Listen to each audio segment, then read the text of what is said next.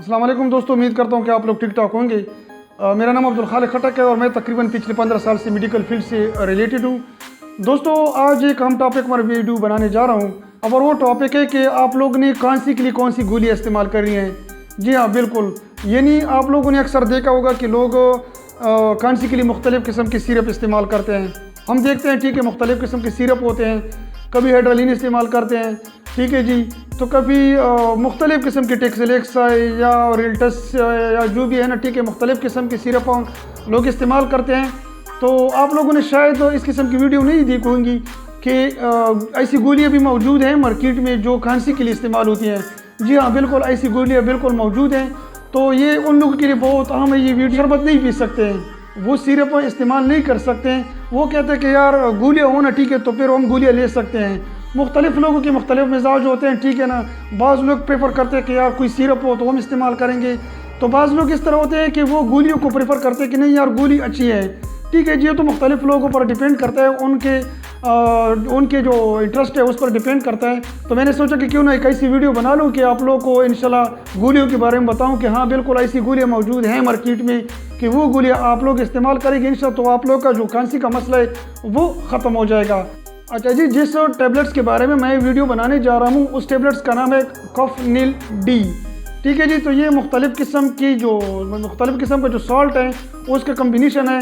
उसमें 3 किस्म के सॉल्ट रखे हुए हैं।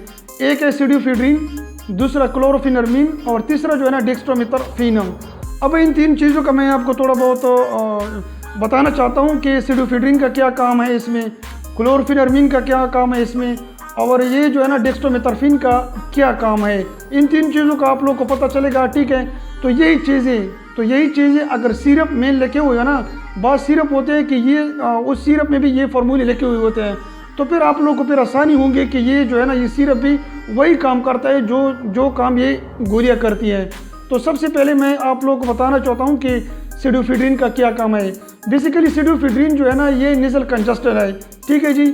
आपको पता होगा कि बाज़ लोग ऐसा होते हैं कि उनकी जो नाक होती है वो बंद होती है, तो उसकी वजह से उनका जो नाक की वजह से वहाँ पर सर पर काफ़ी दर्द होता है, ठीक है जी। सर के दर्द की वजह से नाक बंद होता है, नज़ला भी बंद होता है, तो उसको बहुत ज़्यादा मसला होता है। अब ये सिडोफिड्रिन का क्या काम करता है, ये सिडोफिड्रिन मेन काम ये करता है कि इसका जो नज़ल है ना वो इसको खोलता है, ओपन करता है, और इसकी वजह से सर का जो दर्द होता है वो भी ख़त्म होता है।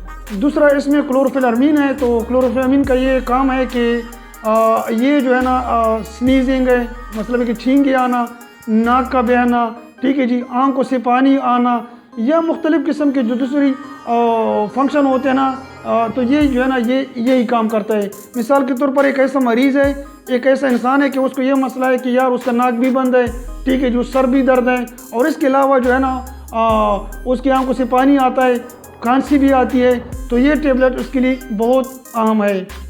अब मैं आप लोगों को इलामतें बताना चाहता हूँ कि कौन कौन सी इलामतें होती हैं जिसकी वजह से हम ये गोलियाँ देते हैं। नंबर 1, हम सांस की नाली और गले की खराश की वजह से खांसी आना, इसके लिए हम ये गोलियाँ इस्तेमाल करते हैं। छींके आना, नाक बहना और आंखों में पानी आना, इसके लिए भी हम ये गोलियाँ इस्तेमाल कर सकते हैं। एलर्जी की वजह से खांसी आना और ठंडक महसूस करना, यानी जिन लोगों को एलर्जी की वजह से खांसी आती है, उसको ठंडक महसूस होती है, तो उसके लिए भी हम ये गोलियां इस्तेमाल कर सकते हैं। बाज़ लोगों को नाक की बंदिश का मसला होता है, जिस तरह पहले मैंने आपको बताया कि इसमें सिडोफिड्रिन होते हैं, तो वो क्या करते हैं, जो नाक की जो नाली होती है ये वाली, ठीक है जी, ये नाक की जो नाली होती है उसमें मतलब है कि बंदिश होती है, तो फिर क्या होता है उस लोगों को सांस लेने में काफ़ी मसला होता है, स्पेशली जब ये रात को इस किस्म का मरीज होता है, ठीक है जी। तो वो क्या करता है, उसको सांस लेने में काफ़ी मसला होता है, तो वो क्या करते हैं कि वो सांस नहीं ले सकता, बड़ी तकलीफ़ होती है। तो ये टेबलेट्स वो जो खाएंगे इंशाल्लाह, तो इससे नाक का जो बंदिश का मसला होता है वो भी इसकी से ख़त्म हो सकता है। अब इसका मैं डोज़ आप लोगों को बताना चाहता हूँ कि जो बालिग अफराद होते हैं, एडल्ट होते हैं, वो तकरीबन दिन में 3 गोलियाँ ले सकते हैं। सुबह ले सकते हैं खाने के बाद, खाने के आधे घंटे बाद, और दोपहर भी ले सकते हैं खाने के आधे घंटे बाद, और शाम को खाने के आधे घंटे बाद 1 गोली ले सकते हैं। और इसके अलावा अगर आप लोग बच्चों को देना चाहते हैं तो इसमें एक है कि तकरीबन ये 6 से लेकर 12 साल के बच्चों को दे सकते हैं, लेकिन जिनकी उम्र 6 साल है बेहतर यही है कि आप लोग उनको ऐसी सिरप दे दें जिनमें ये तीनों फार्मूले मौजूद हैं। आप लोग स्क्रीन पर देख सकते हैं कि ये तीनों फार्मूले मैंने लिखे हुए हैं ना, ये फार्मूले आप किसी सिरप में चेक करें, सिरप में लिखे होते हैं, ठीक है ना, सिरप में लिखे होते हैं तीनों फार्मूले। अगर वो सिरप है तो बेहतर है कि आप लोग उसको यही सिरप दे दें। अगर वो सिरप इस किस्म का नहीं मिलता मार्केट में तो ये वाली जो गोली है ना, आप लोग 6 से लेकर 12 साल के जो अफराद हैं उसको आधी आधी गोली आप लोग दे सकते हैं। अगर बच्चा गोली नहीं ले सकता है तो बेहतर है कि उसको आप पानी में हल करके, आधी गोली पानी में हल करके दिन में 3 दफ़ा उनको पिलाएं। अब मैं थोड़ा एडवर्स इफेक्ट आप लोगों को बताना चाहता हूँ कि इसके जो एडवर्स इफेक्ट हैं, ठीक है जी, तो वो कौन कौन से हैं। तो आपको पता है कि जितनी भी कांसी के शरबत होते हैं या गोलियाँ होती हैं उनमें थोड़ा बहुत सेडेशन होता है। आप लोगों ने थोड़ा इसका ख्याल रखना है। अगर कोई ड्राउजनेस होती है, ठीक है जी, या कोई जो हेवी मशीनरी कोई चलाता है या इस तरह मतलब है कि गाड़ी चलाता है, तो उनको थोड़ा बहुत एहतियात करना चाहिए, क्योंकि हो सकता है कि वो उसके जो जिस्म के साथ जो है ना वो नॉर्मल ना हो जाए, उसमें ड्राउजनेस आ सकती है, तो कोई मसला भी हो सकता है।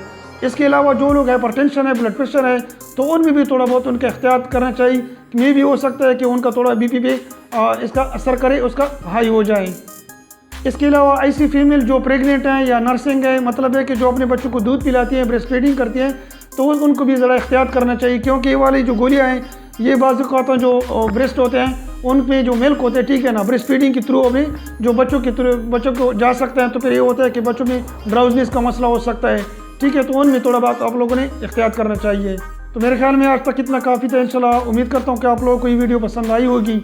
अगर वीडियो पसंद है, ठीक है, तो आप लोग इसको शेयर करें। नीचे कमेंट्स बॉक्स में लिखें कि आप लोगों को किस टेबलेट्स के बारे में, किस गोली के बारे में और कौन सी डिजीज़ के बारे में आप लोग इन्फॉर्मेशन चाहिए। इंशाल्लाह मैं कोशिश करूँगा कि आप लोगों को उसके बारे में बेहतरीन वीडियो बनाऊँगा। अपना ख्याल रखिए, अपने बच्चों का ख्याल रखिए। Thank you very much. खुदा हाफिज़।